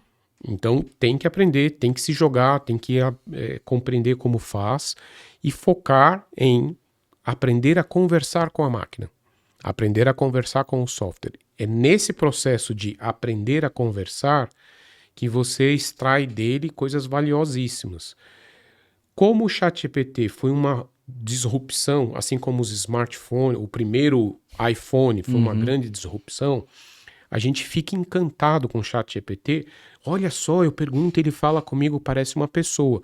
E aí a gente esquece, porque é tão natural e tão fluido, que a gente esquece de aprender a conversar com ele. Mas é uma linguagem. E aí aprender a conversar com ele é que, de fato, vai te trazer resultados muito diferentes. Então, existem... E a engenharia de prompts é isso, é como você concatenar os comandos que você dá para o ChatGPT ou para outras inteligências artificiais generativas para elas devolverem para você resultados melhores. E é, inclusive, por isso que, às vezes, você usa um prompt e uma outra pessoa usa o mesmo e o resultado é outro. Porque, de fato, o software ele está criando o resultado, ele está gerando o resultado, ele não está replicando. Teoricamente, cada vez mais, com mais interações que ele tem, a teoria é ele melhorar cada vez mais e se parecer mais com uma interação humana, de fato, né? Até chegar no que se supõe no modelo teórico das superinteligências artificiais, que seriam capazes, em tese, porque não existe ainda, seriam capazes, em tese, de superar a capacidade humana. Então, assim, é um mundo fascinante e é uma oportunidade sem precedentes para quem trabalha com marketing digital, por exemplo. Por quê? Quando eu trabalhava com marketing digital antes do iPhone, eu fazia um tipo de trabalho. Surgiu o iPhone, não foi imediato. Não foi uma coisa do tipo, no ano seguinte tudo mudou. Mas foi uma coisa incremental. Mês após mês, mês após mês, ano após ano, daqui a pouco você olha para trás e fala, mudou tudo. Mudou tudo. Tudo o que se fazia em termos de marketing digital antes do iPhone, depois do iPhone mudou. Inteligência artificial é a mesma coisa. Não está mudando assim aos olhos vistos, de uma maneira assim abrupta. Palpável, digamos assim, né? Mas está mudando. Sim. E está mudando e vai mudar muito. Muito, muito, muito. De modo que daqui a alguns poucos anos, a gente vai olhar para trás e a gente vai entender melhor essa ruptura que aconteceu, porque de fato ela muda toda a fundamentação do trabalho, da relação com o software, da relação com o resultado que elas geram. A gente ainda não está vendo, mas muito provavelmente vai ver, inteligências artificiais trabalhando em conjunto. Inteligências artificiais distintas trabalhando em conjunto. Esse é o conceito de você ter uma stack. Então, por exemplo, uma agência do futuro, ela vai ser determinada pelo stack de inteligências artificiais que ela monta. Ela monta um stack e faz inteligências artificiais distintas trabalharem juntas com os seres humanos da agência para gerar o produto final para o cliente. Que tipos de... Obviamente a inteligência artificial é um deles, mas quais outros desafios que você enxerga que hoje o nosso mercado possui? Você acha que, por exemplo, dentro do pool de ferramentas ou serviços que as agências oferecem, ou até propriamente e-commerce, plataformas, etc., quais os desafios que a gente ainda não conseguiu solucionar? Agências, principalmente. Pode ser. Agências e marketing digital como um todo. Isso. Eu acho que tem alguns, mas tem um ou dois que sejam os mais assim relevantes. Perfeito. Eu entendo que o marketing digital, o termo digital, está ficando maior que o termo marketing. O que eu quero dizer com isso? Interessante. A gente tem muito foco em ferramenta e menos foco em estratégia. O foco excessivo em ferramenta cria essa loucura que é os caras encherem a caixa de spam, encher a caixa de e-mail das pessoas, porque tem uma fissura pela tecnologia e esquece-se o lado humano, que é a estratégia, que é o marketing. A gente tem que sempre colocar a tecnologia, o meu modo de pensar é esse, colocar a tecnologia no lugar dela. A tecnologia é ferramenta, ela não é o propósito. O propósito não é a ferramenta. O propósito não é a inteligência artificial, e sim o que eu faço com ela. Eles são o meio, né? É o meio. Então, eu percebo que muitos profissionais que eu vejo dando cursos, aulas, etc., sobre marketing, eles focam muito na questão do como é que funciona o Google Ads, como é que funciona o TikTok Ads, como é que é o Instagram, como eu vou fazer você ter milhões de seguidores no Instagram. Tá. Se eu foco excessivamente nisso, eu esqueço o que é importante, que é, por exemplo, as pessoas elas estão saturadas de muito conteúdo, é muita informação. Então, muito provavelmente, nós vamos viver uma era aí adiante onde o usuário vai ter mais filtros, porque a inteligência artificial vai permitir fazer isso. Então, eu vou controlar melhor essa superexposição ao digital que nós temos atualmente. Como é que as marcas, então, vão conseguir conversar com essas pessoas? Precisam voltar a olhar para marketing e não só para digital. Ou seja, entender que digital é ferramenta. O que é importante mesmo é marketing. Ou seja, estratégia, conhecer de gente, conhecer de como fazer o cliente se sentir bem atendido. Muitas empresas investiram com esse olhar de tecnologia em chatbots e os chatbots irritam seus clientes. Eu estava numa feira no final do ano passado conversando com um amigo meu que faz parte do board de uma agência e ele estava tentando comprar um lanche de uma marca famosa de lanches pelo chat do WhatsApp. Ele falou, quer ver? Eu vou mostrar para você. É lindo, maravilhoso. O design da coisa funciona. Ele não consegue pedir o lanche. Esse é o ponto, porque é a fissura com o digital e esquecer o marketing. Porque o que importa é o marketing. Ou seja, eu, marca, preciso atender bem o meu cliente. Quais são as ferramentas que de fato vão dar suporte a isso? Então, houve uma busca e uma velocidade de querer todo mundo fazer chatbot, só que não sabe estruturar, não organiza, não faz direito, porque o que está na mente é fazer rápido, botar o chatbot, não sei o quê. E botar para funcionar muitas vezes porque a concorrência tem. Porque né? o concorrente tem. O que importa, de fato, é o marketing. Então, atender bem o cliente tem que ser a premissa, e não a adoção de tecnologia de forma desenfreada.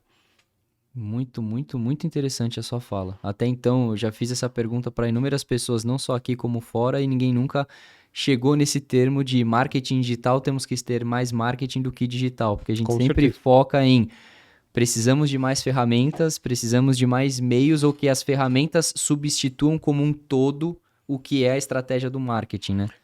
Nós precisamos criar tecnologia humanizada e não a tecnologia robotizada. Concordo 200%. Tecnologia humanizada é justamente você colocar de fato a relação das pessoas em primeiro lugar. Uhum. Então, as marcas precisam olhar para comportamento humano e não comportamento robótico. E a inteligência artificial é usada para o bem e para o mal. Uhum. Depende de quem usa. Se quem usa tem a mentalidade correta, vai fazer certo. Se quem usa tem a mentalidade errada, vai fazer errado. Então, por exemplo, eu jamais recomendaria para uma marca fazer essas toneladas de imagens que várias ferramentas de inteligência artificial geram, porque esteticamente é ruim, esteticamente é feio. Não passa Não uma conecta com o público, né? não passa uma boa percepção da marca. Então, não é porque a tecnologia permite você fazer que você tem que fazer. Você tem que pensar quem é a sua marca, o que ela representa, onde você quer chegar, como que você quer interagir, de que forma você quer ser visto. E aí, com isso muito bem estabelecido, você determina, tá, então eu não vou usar essa ferramenta que gera um montão de imagem porque não faz sentido para mim. Eu não vou usar esse chatbot que é robotizado. Porque a minha marca, eu não quero que ela seja isso. Então, novamente, é mais marketing e menos digital. Digital tem que estar no seu lugar. Uhum. Tem que estar no seu Um lugar apoio. como ferramental. Até porque tudo é digital hoje. Não existe mais e nem faz mais sentido falar de marketing digital. Marketing. Digital é ferramenta. Excelente. E agora, mudando um pouquinho de vertente, como que você vê a sua carreira hoje? Que desafios que você tem hoje? Então, você, desde lá de trás, uma pessoa extremamente curiosa, dá para perceber uma palavra que você usou muitas vezes, é uma palavra que eu uso muito também, é propósito. Então, o que dá a entender é que dentro da sua construção, você sempre foi um cara focado, você sabia o que você queria, isso te proporcionou dentro dos lugares ter um crescimento rápido e não só isso, conhecimento. Excelente. Hoje, você que tem a sua empresa, faz consultorias em várias outras, quais os desafios que você enfrenta hoje? Bom, o primeiro deles, assim, é não sair do meu propósito. E o meu propósito é ajudar as empresas a se transformarem. Perfeito. Então, por quê? Eu entendo que empresas que se transformam, elas se tornam adaptadas para os novos tempos. E elas não quebram. E como elas não quebram, elas continuam gerando renda. Então, a sociedade precisa de trabalho. As pessoas precisam trabalhar. E o veículo para levar trabalho e renda para as pessoas são as empresas. Uhum. Se as empresas começarem a quebrar uma atrás da outra, por não saberem se adaptar aos novos tempos, isso é um problema. Então, o meu propósito é conseguir estimular o maior número possível de pessoas a se tornarem agentes de transformação. E esses agentes de transformação têm, no meu mundo aqui interno, um pensamento de eu posso ser um funcionário de uma grande empresa, eu posso ser um empreendedor, eu posso ter uma startup, eu posso ser um profissional autônomo, mas eu sou um agente de transformação. Eu levo para dentro das empresas que eu trabalho, de alguma forma, não importa o meu papel, uma filosofia de transformar-se, adaptar-se e evoluírem no novo contexto. Novamente, os smartphones surgiram, agora vem a inteligência artificial. Uhum. Muita empresa tende a não se adaptar. E se elas não se adaptarem, isso é um problema. Uhum. Então, o meu entendimento é que Se a gente consegue que mais e mais pessoas entendam o papel da tecnologia, entendam o papel da inteligência artificial, compreendam o lugar certo que essas coisas têm, elas levarão para dentro das empresas a visão correta. Uhum. E não a visão deturpada que é precisamos entrar nessa onda, Sim. todo mundo só está falando desse assunto, por que a gente não está fazendo nada disso ainda? Isso não é a mentalidade correta. Tem empresas que não precisam de inteligência artificial ainda. Uhum. Tem empresas que já passou o período de estar usando inteligência artificial. Então, saber isso direitinho, o como fazer, mas principalmente o porquê fazer. Uhum. Por que usar a tecnologia? A gente vê um montão de varejistas, o varejo como um todo no Brasil, em 2023, sofreu muito, né? Sim. Vejo poucas pessoas falando que por que será que tanta empresa tradicional de varejo está penando? Será que é só uma questão macroeconômica? Existe por trás disso um fenômeno que já vem muitos anos silencioso, que é a ascensão do e-commerce. Uhum. E durante a pandemia as pessoas aprenderam a comprar online. As pessoas aprenderam a fazer a sua compra online. E a conta está chegando para vários varejistas grandes que brincaram de transformação digital e não fizeram de fato uma transformação digital real. Porque enquanto você vê o Mercado Livre voando, você vê varejistas tradicionais quebrando. O que difere uma empresa da outra? Por O isso Mercado tudo é a Livre mesma coisa, né? tem o digital é DNA. É. A composição do Mercado Livre é digital. Então, é a mentalidade, novamente, pessoas, processos e ferramenta. As pessoas que estão lá pensam dessa forma, os processos são pensados para dar suporte a essas pessoas e as ferramentas para dar suporte aos processos. Não adianta você achar que transformação digital é só transformar o marketing. E botar É só anunciar na internet, né? Isso não é transformação digital. Transformação digital não é você colocar um e-commerce lá, trazer uma empresa top para pôr uma ferramenta de e-commerce top para sua empresa e contratar uma agência que faz um montão de mídia para você. Isso não é transformação digital. E da porta para dentro.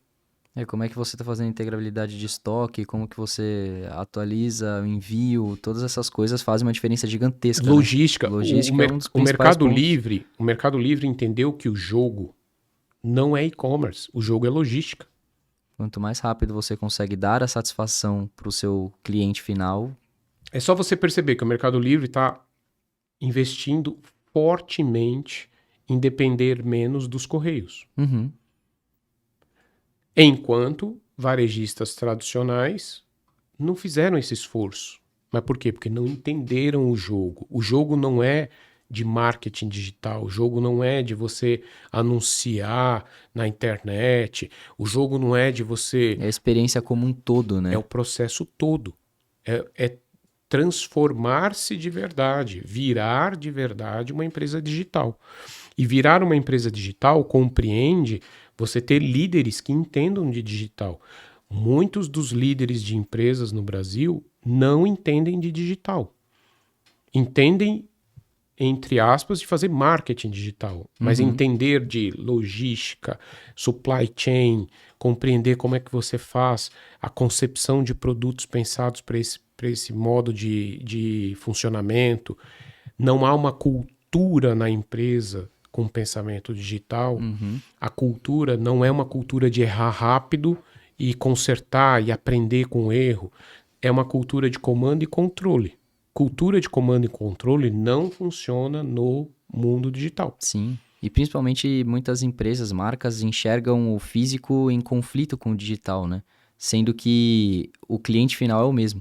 Sim. Então você tem que dar uma boa Nós somos experiência. as mesmas pessoas. Exatamente. Nós somos as mesmas. A gente não existe um eu, Adilson. Eu que compro na loja físico e eu, Adilson digital. Não tem, não existe isso. Somos as mesmas pessoas. Os nossos hábitos, os nossos comportamentos vão mudando. E aí a gente vê isso das empresas grandes e das pequenas também. Quantas empresas pequenas colocam lá um WhatsApp para atender o cliente e demoram 2 horas para responder uma mensagem. Então isso não é pensar digital, isso não é pensar com uma mentalidade nova, transformada. Essa mentalidade, você faz apenas uma coisa mais superficial. E essa coisa mais superficial, ela funciona enquanto outros players estão se estruturando. Quando eles estiverem estruturados, eles vão longe, a sua empresa fica. Esse exemplo, para mim, do o Mercado Livre bate meta de venda todo mês. Cresce de maneira exponencial, só cresce. Olha para o varejo tradicional, só cai. Então, assim, não, o problema é econômico, é o crédito. Não é. É mais profundo que isso. Interessante porque tem um exemplo dando certo, né? Teórico, tudo bem que replicar isso é um investimento gigante, é um esforço, energia e etc., mas tem um exemplo que está indo num bom caminho, né? É um investimento gigante e etc., se você olhar o Mercado Livre como ele é hoje. Sim. Mas o Mercado Livre não começou hoje. O Mercado Livre começou há 20 anos atrás. Então, são 20 anos de jornada desenvolvendo um modelo e uma cultura que agora está tornando a empresa um colosso. Mas ela começou pequenininha. Ela começou lá atrás. E enquanto eles começaram, os tradicionais olhavam para eles e falavam, quem são esses caras? O que aconteceu com o Nubank? Quantos bancos grandes tiraram sarro dos fundadores do Nubank? E anos depois todo mundo fazendo bancos digitais, né? Como subbancos desses bancos grandes. E aí você vê, transformar uma empresa é muito difícil. Sim. É muito difícil. Porque, na realidade, o problema é transformar o jeito de pensar. É de dentro para fora, né? E é de dentro para fora. Isso que você falou é perfeito. É de dentro para fora. Não adianta você achar que você vai fazer agora eu sou o presidente da empresa e eu tô no TikTok, eu fico fazendo vídeos bacanas no TikTok, a gente é digital. Não é digital. Você não tá se enganando, não é digital. A sua empresa tem um sistema ruim de gestão financeira, os processos, se você desenhar a jornada interna da empresa, tem diversas ferramentas paralelas, os dados do cliente não estão integrados num único lugar, não existe uma mentalidade de custom data platform para poder integrar os dados do cliente tudo num lugar só para você aprender com o seu cliente, aprender, fazer iniciativas rápidas, errar rápido para avançar rápido, não tem essa mentalidade. Então você não é digital. Você faz vídeo no TikTok. Você é um influencer. Você é um influencer, mas a sua empresa não é digital. Muito interessante, cara. E um último ponto que isso, eu acho que é o que... Uma das coisas que mais me surpreendem fazendo isso aqui, que é, eu gosto de encerrar perguntando para que a pessoa compartilhe algo pessoal, uma história de vida, um livro que você leu, um conselho que alguém te deu, que mudou sua vida, que fez uma diferença muito grande para você e que pode também fazer para alguém que está assistindo a gente. Eu particularmente, tenho um livro que eu gosto muito, que é o Comece pelo Porquê, do Simon Sinek. Esse livro, ele mudou a minha forma de enxergar como é que você começa as coisas. Ou seja, você deve ter percebido aqui durante a minha fala, eu sempre fiz muita coisa, né? Mas nem sempre elas tinham um propósito pensado. Tá. Eu ia fazendo. E esse livro, ele te convida a refletir sobre o porquê das coisas. Então, comece pelo porquê e não pelo como. Então, quando você começa pelo porquê, você pensa no propósito. Eu vou fazer isso por causa disso, disso, disso. Isso faz sentido por causa disso, disso, disso. Então, isso te ajuda a dar foco. Isso te ajuda a pensar de uma maneira mais focada.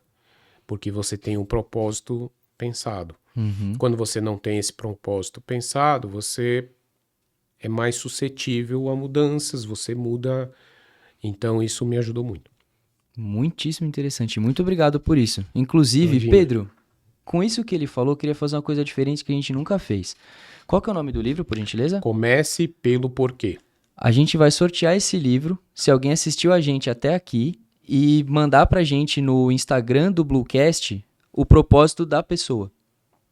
Qual que é o legal. propósito da pessoa hoje? Muito legal. Se vocês mandarem pra gente um propósito bem bacana, a gente vai sortear o livro aqui e você vai receber o livro na sua casa. Vamos fazer isso aí? Demorou. Legal.